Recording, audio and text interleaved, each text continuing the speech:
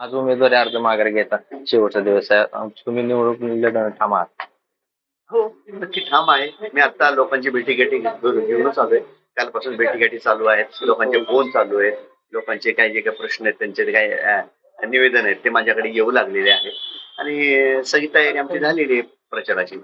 शरद पवारांनी काही वेळापूर्वी असं निवेदन केलं की ही निवडणूक बिनविरोध करावी अशी देखील इच्छा आहे त्यांनी व्यक्त केली.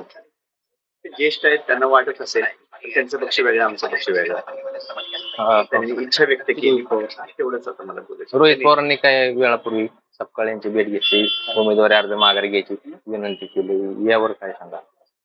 ते काय चर्चा झाली काही माहिती नाही, पण रोहित दादांनी जे काही मुद्दा मी उपस्थित केला आहे की FIR दाखल झाल्याशिवाय मी फॉर्म काढणार नाही, त्या संदर्भात रोहित दादांनी अत्यंत चांगले परखड मुद्दे आमच्या या गव्हर्नमेंटला विचारलेले आहेत आणि त्या पद्धतीने त्यांनी अभ्यासपूर्व केलेला आहे. ते विधानसभेमध्ये त्यांना काय मुख्यमंत्र्यांनी आश्वासित केले ते त्यांनी सप्त्या साहेबांना सांगितलं असेल, त्या पद्धतीने भूमी येईल. शेवटचा काही तास राहिलेले आहेत फॉर्म माघार घेण्यासाठी.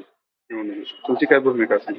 काय पक्ष जो सांगेल त्या पद्धतीने मी भूमिका घेईल. पक्ष वरती हायकमांड आमचे सप्त्या साहेब जे काही भूमिका घेतील त्याला भूमिकेसून मागेल.